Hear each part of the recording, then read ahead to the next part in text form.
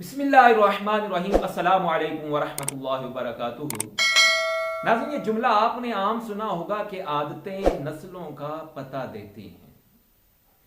इंसान की आदतों से पता चलता है कि वो किस किस्म का इंसान है। और कुछ इंसान की आदतें ऐसी होती हैं कि वो जो रोजमर्रा दोहराता है और वो आदतें उनकी जिंदगी का हिस्सा बन जाती हैं और वही आदतें इंसान की पहचान भी बन जाती हैं। आज मैं आपको वो टिप्स देने वाला हूं या वो बातें, वो आदतें बताने वाला हूं कि जिनकी वजह से आप लोगों को पहचान सकेंगे कि वो लोग कैसे हैं, उनका रहन सहन कैसा है, उनका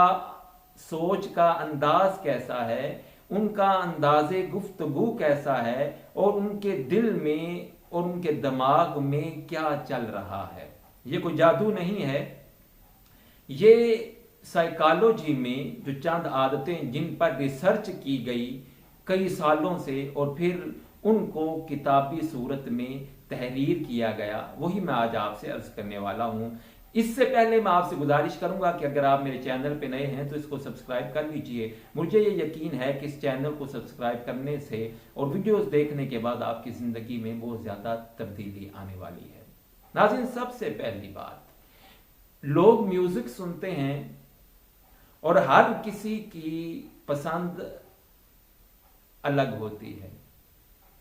कोई पॉप म्यूजिक सुनता है, कोई सैड म्यूजिक सुनता है, कोई एग्रेसिव म्यूजिक सुनता है, कोई सिर्फ इंस्ट्रूमेंट यानी सिर्फ साज सुनता है। अब ये जो म्यूजिक होता है, जब इंसान मुसलसल अपनी पसंद का म्यूजिक सुनता रहता है तो ये म्यूजिक उसकी जिंदगी में बहुत ज्यादा असर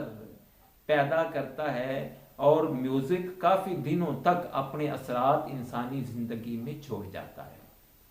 अब मैं आपको बताऊंगा कि अगर कोई बंदा एग्रेसिव म्यूजिक सुनने वाला है यानी एग्रेसिव म्यूजिक पसंद करता है तो वो नर्वस रहने वाला है यानी शर्मीला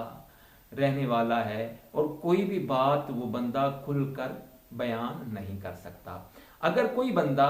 पॉप म्यूजिक सुनने वाला होता है तो उसमें क्रिएटिविटी बहुत कम होती है। अगर कोई बंदा सैड म्यूजिक यानी दुखी गाने सुनने वाला है तो वो बंदा मूडी होता है यानी उसके मूड का कभी पता नहीं होता कि कब वो खुश है और कब वो दुखी हो जाएगा। अगर कोई बंदा सिर्फ म्यूजिक सुनने वाला है, सिर्फ म्यूजिक सुनता है, तो फिर समझ जाइए म्यूजिक से मुराद सिर्फ इंस्ट्रूमेंट्स यानी साज,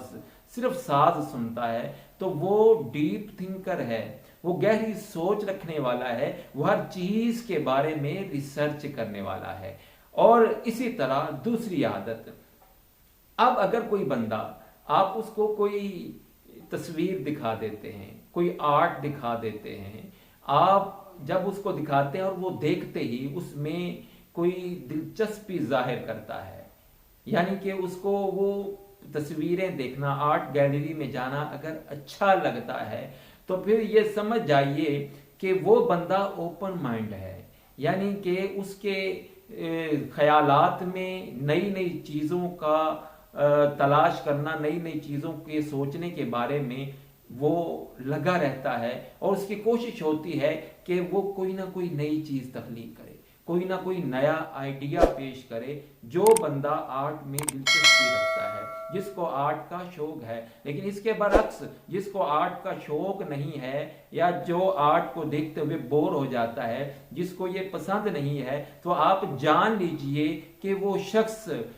उसको की जिंदगी जैसे भी चल रही है वो ये समझेगा बस जैसे गुजर रही है इसको गुजरने दो, इसमें मुझे कुछ नया करने की जरूरत नहीं है। इसी तरह तीसरी आदत कि हर वो बंदा जो जहां पे रहता है, जिस रूम में रहता है, अगर उस रूम को, उस कमरे को साफ रखता है, चीजें तरतीब से रखता है,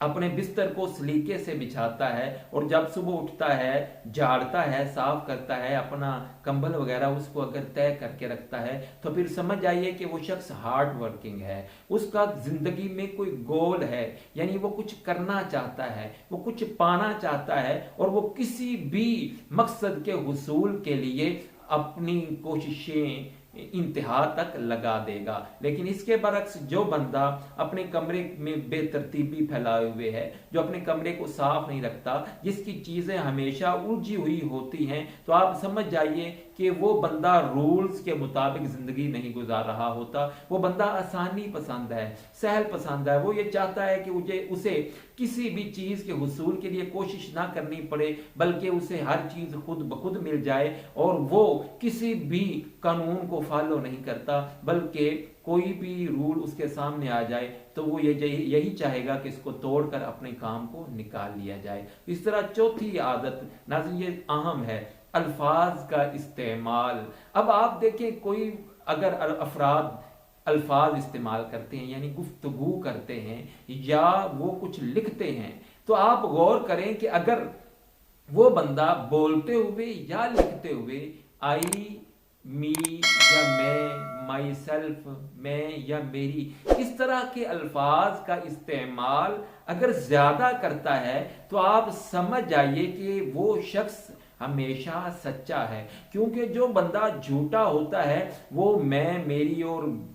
माई सेल्फ जैसे अल्फाज वो इस्तेमाल नहीं करता। क्योंकि जब वो कुछ झूठ बोल रहा होता है या कुछ गलत कर रहा होता है, तो उसकी कोशिश यही होती है कि उसमें उसका नाम ना आए, बल्कि दूसरे अफराद का नाम आए। तो इसी तरह आप भी देखिएगा कि अगर आप जब लिखते हैं या मैसेज टाइप करते हैं, तो आप देखिए कि आप कौन से अल्फाज का इस्तेमाल ज्यादा करते हैं। इससे आपको पता चल जाएगा कि आपकी गुफ्तगू में सच होता है या झूठ होता है। और पांचवी वो आदत कि अगर कोई बंदा फोन यूज करता है और फोन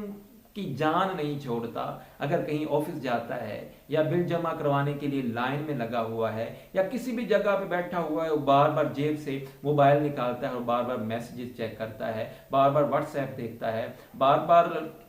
एसएमएस देखता है, बार बार देखता है किसी की मिस कॉल या कोई कॉल तो नहीं आई, यानी कि जो बंदा मोबाइल के बगैर रहना उसके लिए मुश्किल हो जाए, तो समझ लीजिए कि वो बंदा तन्हाई पसंद है। वो बंदा लोनलीनेस महसूस करता है, यानी तन्हाई महसूस करता है। उसको जरूरत है किसी साथी की,